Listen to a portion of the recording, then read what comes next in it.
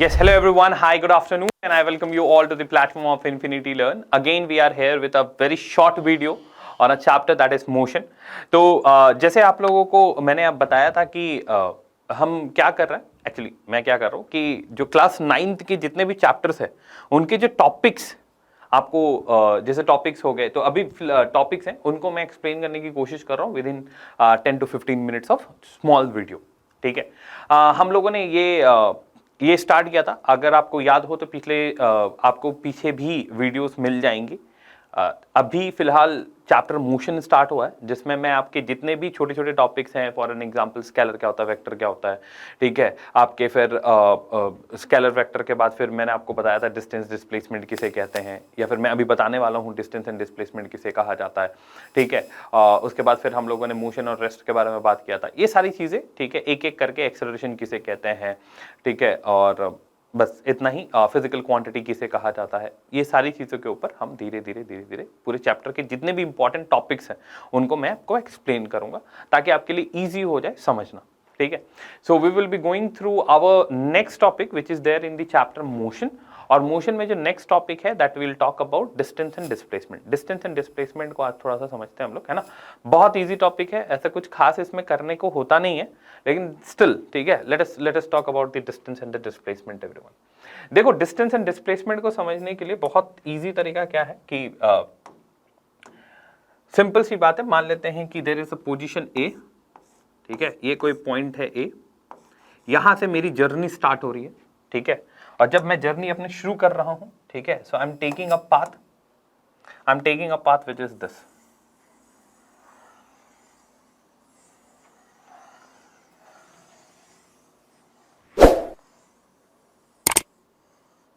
Sorry,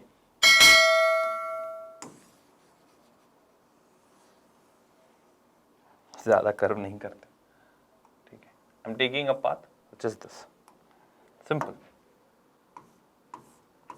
ठीक है, that is point B.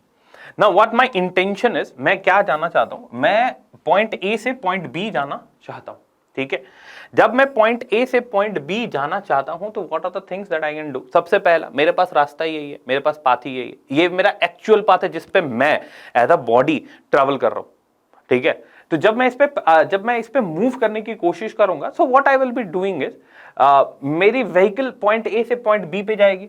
तो बेसिकली अगर आप सिंपल समझने की कोशिश करो तो in the language of maths, ठीक है, मैथ्स के लैंग्वेज में आप दो पॉइंट के बीच में कितनी दूरी है, ठीक है, या लेंथ कितना है दो पॉइंट्स के बीच में, जिस पाथ पे मैं चल रहा हूं उस पाथ पे उसका लेंथ कितना होगा, मैं वही तो फाइंड आउट करने की कोशिश कर रहा हूं.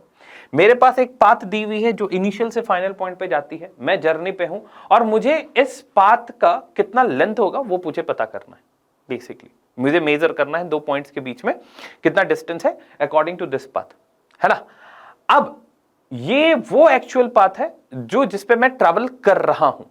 जब इस पाथ पे आप ट्रैवल कर रहे हो तो आप सिर्फ और सिर्फ इसके मैग्नीट्यूड के बारे में जानते हो. अगर आप सीधा सीधी देखो तो you know only magnitude.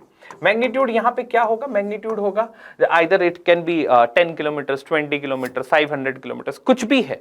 You know the number as well as the unit, बस इतना ही जानते हो, है ना. इससे ज्यादा और कुछ नहीं पता. ठीक. अगर कोई आपसे पूछता है कि इस पॉइंट पे आप मुझे बता दो कि आप कहां पे हो, किस डायरेक्शन में मूव कर रहे हो, ठीक है, नॉर्थ जा रहे हो, साउथ जा रहे हो, ईस्ट जा रहे हो, वेस्ट जा रहे हो, क्या जा रहे हो, तब जब भी इस पॉइंट पे आओगे, मान लेते कोई भी पॉइंट ले लेते, तो इस पॉइंट पे आपका डायरेक्शन ये रहा. जब आप इस पॉइंट पे होगे तो आपका डायरेक्शन ये रहा. ठीक है, इस पॉइंट पे your direction is like this. Every single point जहां पे भी आप खड़े होकर, ठीक है, इस पाथ पे डायरेक्शन देखने की कोशिश करोगे, every single time you will be finding the direction different. हर बार आपको अलग अलग डायरेक्शन देखने को मिलेगा. ठीक. लेकिन आप एक्चुअली में क्या कर रहे हो, you are finding the length between, जो एक्चुअल पाथ पे आप मूव करो उसका लेंथ ही तो पता कर रहे हो एक पॉइंट से दूसरे पॉइंट जाने के लिए. इसमें आपके पास मैग्नीट्यूड तो आपको मिल जाएगा, वो लेंथ तो पता चल जाएगी कि 10 किलोमीटर है, 20 किलोमीटर, 22 किलोमीटर, कुछ भी है, आपको वो तो पता चल जाएगा, लेकिन you won't be able to find out the direction of it, कि नहीं इस पाथ पे अगर मैं मूव कर रहा हूं तो मैं नॉर्थ की तरफ ही जा रहा हूं, एक बार फिर मैं ईस्ट की तरफ मुड़ गया. ऐसा नहीं, हर बार आपका डायरेक्शन अलग अलग है, हर बार आपका डायरेक्शन अलग अलग है, every single time. But what if, ठीक है, व्हाट इफ आपको एक आपने क्या किया कि पॉइंट ए से एक फ्लाइट ली और पॉइंट बी पे आप उतर गए, ठीक है। अब आप क्या कर रहे हो, द इंपॉर्टेंट पॉइंट इज अभी भी आप लेंथ ही मेजर कर रहे हो, पॉइंट ए से पॉइंट बी का, इनिशियल पॉइंट से फाइनल पॉइंट जाने का जो लेंथ है, जो पाथ आप फॉलो कर रहे हो, बस उसका ही आप लेंथ पता कर रहे हो। लेकिन इसमें आपको दो चीजें पता चलेंगी। सबसे पहला, आप जब इसका लेंथ मेजर करोगे तब आपको पता चलेगा कि इसकी मैग्नीट्यूड कितनी है, 10 किलोमीटर, 20, 30, 40, कुछ भी, ठीक है, आपको इसका मैग्नीट्यूड पता चलेगा। साथ ही साथ you will be able to understand कि सिर्फ मुझे मैग्नीट्यूड ही नहीं पता चल रहा, I am able to understand कि भाई सुनो, इसका तो मैग्नीट्यूड मुझे पता चल गया, साथ ही साथ मुझे एक पर्टिकुलर डायरेक्शन भी पता है कि ये नॉर्थ की तरफ जाएगी या साउथ की तरफ जा रही है या ईस्ट की तरफ जा रही है या वेस्ट की तरफ जा रही है, कोई भी एक पर्टिकुलर डायरेक्शन आपको पता चल जाएगा, ठीक है, कोई भी एक पर्टिकुलर डायरेक्शन पता चल जाएगा। आप दोनों में से कोई भी एक पाथ चूज करो, आप दोनों पाथ के इनिशियल और फाइनल, जिस पाथ पे आप ट्रैवल कर रहे हो उस पाथ का लेंथ ही पता कर रहे हो दो पॉइंट्स के बीच में, ठीक है।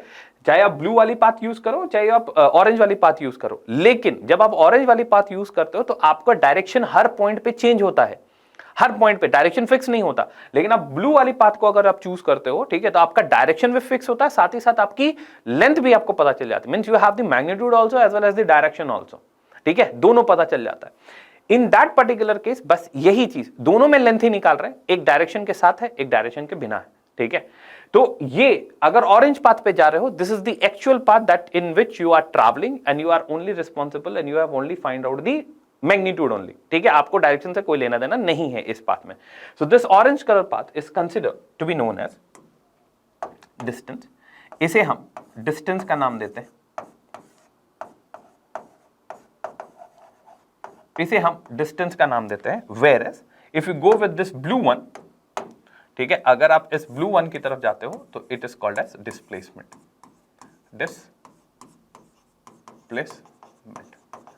है ना। मेजर आपको करना है लेंथ ही, एक डायरेक्शन के साथ है, एक डायरेक्शन के बिना है। इसमें कुछ पॉइंट्स हैं जो आपको समझ में आनी चाहिए फिगर देख के ही, कि भाई सुनो, अगर मैं ऑरेंज वाला पाथ लेता हूं जिसे मैं डिस्टेंस कह रहा हूं, उसमें अगर मैं ट्रैवल करता हूं पॉइंट ए से पॉइंट बी पे, ठीक है, तो उसका जो लेंथ होगा, और अगर मैं डिस्प्लेसमेंट लेता हूं इसका जो लेंथ होगा, तो डिस्टेंस का लेंथ हमेशा डिस्प्लेसमेंट के लेंथ से बड़ा होगा। इस केस में आपको तो हमेशा दिख रहा होगा, ठीक है। लेकिन इसका ना एक और केस है जो मैं आपको समझाना चाहता हूं। इंपॉर्टेंट ये है कि बाय द फिगर और एक्चुअल में भी यही होता है कि जो डिस्टेंस होती है, जो डिस्टेंस का लेंथ होता है या फिर मैग्नीट्यूड होता है, वो ज्यादा ही होता है आपके डिस्प्लेसमेंट से, डिस्प्लेसमेंट से ज्यादा ही होता है। लेकिन एक कंडीशन है, सिर्फ एक कंडीशन है जिसमें डिस्टेंस और डिस्प्लेसमेंट बराबर भी हो सकता है, ठीक है। अब वो कब है? डिस्टेंस एंड डिस्प्लेसमेंट तभी बराबर होगा इफ, प्लीज इसे लिख लेना, if the body is traveling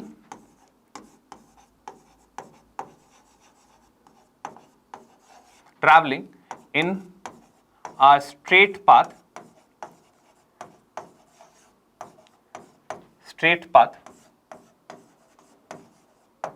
ठीक है, देन उस केस में, जब एक बॉडी स्ट्रेट पाथ में ट्रैवल कर रही है उस केस में, और सिर्फ उसी केस में आपका जो डिस्टेंस होता है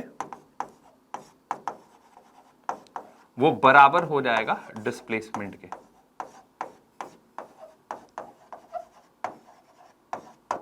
आपका जो डिस्टेंस होता है वो बराबर हो जाएगा डिस्प्लेसमेंट के, बस आपको इतना याद रखना है, ठीक है। ये ही वो कंडीशन है कि अगर डिस्टेंस और डिस्प्लेसमेंट बराबर है तो इसका मतलब बॉडी जो है वो स्ट्रेट लाइन में ट्रैवल कर रही होगी, तभी जाके वो बॉडीज जो है वो बराबर हो सकती हैं। अदरवाइज मतलब जो लेंथ है वो मैग्नीट्यूड जो है वो बराबर हो सकता है, अदरवाइज ऐसा कोई रीजन नहीं है कि दोनों बराबर हो जाए, ठीक है ना। मूविंग नेक्स्ट, कुछ और चीजें, इंपॉर्टेंट चीजें जो आप लोगों को यहां पे समझ में आनी चाहिए। If you talk about the distance, सबसे पहले डिस्टेंस के बारे में बात कर लेते हैं, ठीक है। कुछ चीजें, अगर मैं डिस्टेंस के बारे में बात करूं, डिस्टेंस के बारे में बात करते हैं, तो डिस्टेंस जो है, ठीक है, द डिस्टेंस जो है it is an scalar quantity, ठीक है। डिस्टेंस एक स्केलर क्वांटिटी है क्योंकि इसमें डायरेक्शन का कोई मतलब हमें क्वांटिटी इसमें हमें डायरेक्शन से कोई लेना देना नहीं होता। If you go for the second one, scalar quantity हो गया डिस्टेंस का, उसके बाद फिर क्या होता है कि अगर मैं इसकी एसआई यूनिट निकालने की कोशिश करूं, ठीक है, तो it is pretty simple. SI unit of distance, ठीक है, ये मीटर होगी, ठीक है, जिसे मैं m से रिप्रेजेंट करूंगा। और अगर सीजीएस यूनिट की बात कर लेते हैं, सीजीएस यूनिट ऑफ डिस्टेंस की बात कर लेते हैं, ठीक है, तो इस केस में इसका होगा सेंटीमीटर।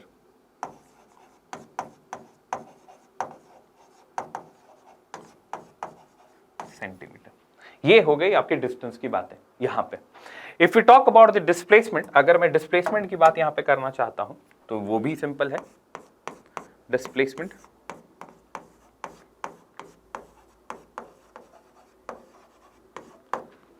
डिस्प्लेसमेंट एवरीवन, है ना। डिस्प्लेसमेंट के बारे में बात करूं तो पहला point, it is a vector quantity. ये वेक्टर क्वांटिटी है, वेक्टर क्वांटिटी है। सेकंड, एसआई यूनिट की बात करूं, SI unit of displacement,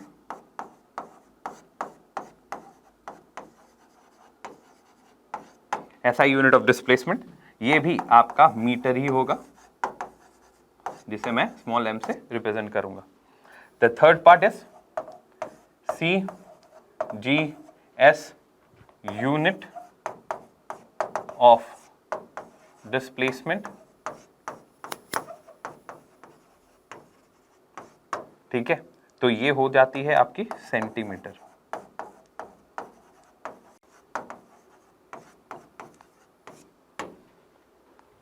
displacement unit centimetre.